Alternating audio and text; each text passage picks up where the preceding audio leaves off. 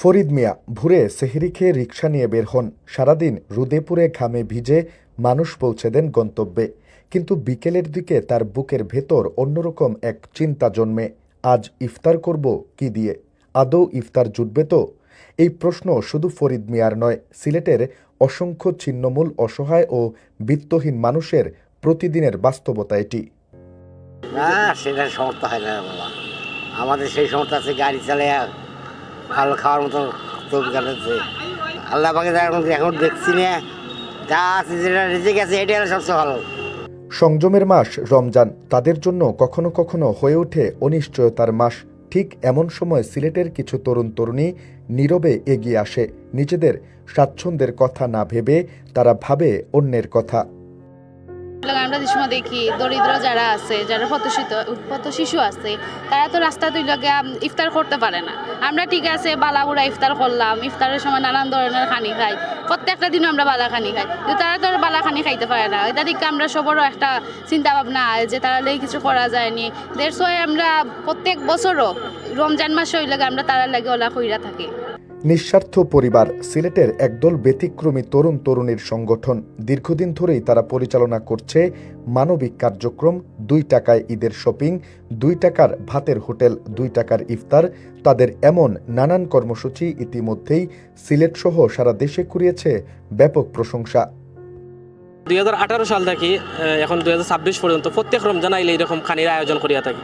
প্রত্যেক ঈদ আইলে, শীত আইলে চান্দের হাট নামে 2 টাকা দিয়ে একটা আয়োজন করিয়া থাকি। 2 টাকা দিয়ে ঈদের কাপড় কিনুন, শীতের কাপড় কিনুন। আমরা নিঃস্বার্থ পরিবার, তারা আমরা পরিবারও আইছেন, আমরা গরু আইছেন, অতিথি হইয়া, মেহমান হইয়া। এরই ধারাবাহিকতায় আজ রিকাবি বাজারস্থ কবি কাজী নজরুল অডিটোরিয়াম প্রাঙ্গণে প্রায় 300-র বেশি অসহায় ছিন্নমূল মানুষের মুখে তারা তুলে দেয় বিত্তবানদের ঘরের মতোই উন্নত মানের ইফতার। আসলে আমরা সিলেট প্রথম থাকি একটু ব্যতিক্রমী, আমরা ব্যতিক্রম কাজ করতে বালা পাই। আমরা যারা মানে নিজের শান্তিতে থাকি, ওলা মানুষের চাইছে সাল্লাহানুক শান্তিতে থাকতো। আর ইফতারের আপনি বক্স খুললে দেখতে পারবা, আপনার ঘরে যে ইফতারটা হয় বা আমার ঘরে যে ইফতারটা, সেম ইফতারটা কিন্তু হয়েছে। এমনি যেন আমরা আইনা খাওয়াইলি নর্মালি এরকম কিচ্ছু না। শুধু খাবার বিতরণ নয়, তারা বসেছে একই কাতারে, একই মাটিতে, একই প্লেটে ভাগ করে নিয়েছে ভালোবাসা। যেখানে অনেক তরুণ ব্যস্ত নিজেদের স্বপ্ন নিয়ে, সেখানে সিলেটের এই তরুণরা ব্যস্ত অন্যের হাসি নিয়ে। অসহায় মানুষের সুখেই তাদের সুখ, অন্যের দুঃখেই তাদের ব্যথা। সিলেটটা জেলা সব দিক দিয়ে অর্থনৈতিক দিক দিয়ে এগিয়ে, সিলেটের সেকেন্ড লন্ডন হওয়ায় আমরা চাই যে ওরা আর কি আমরা প্রত্যেকটা কাজে তুলিয়ে ধরতাম, যাতে সবাই বুঝতে পারে যে আমরা প্রত্যেকটা কাজে ব্যতিক্রম থাকে। অবভিয়াসলি আমরা তো লং টাইম ধরে কাজটা করি, আর ইন ফিউচার এটা নিয়ে কাজ কর্ম হয়তো আরও বেস্ট কিছু দিয়া করতে পারি। তরুণ প্রজন্ম এখন মোবাইলের প্রতি এডিক্টেড ছিল। আমরা দিলাম মোবাইলটি পাইতাম পারি, এলা কিন্তু মাঠেও থাকতাম পারি, আবার মানুষের লাগে কাজও করতাম পারি।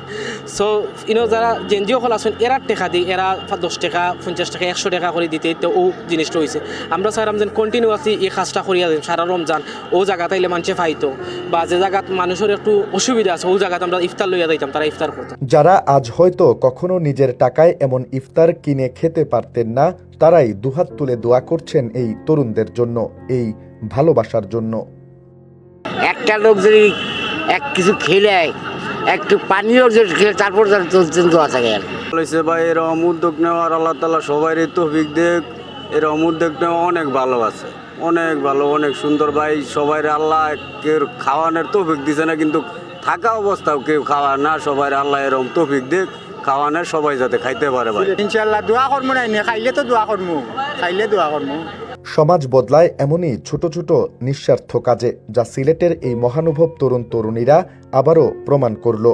মানবতার এই আলোই হোক আগামী দিনের প্রেরণা। নিবেন্দু তালুকদার, সিলেট ভিউ।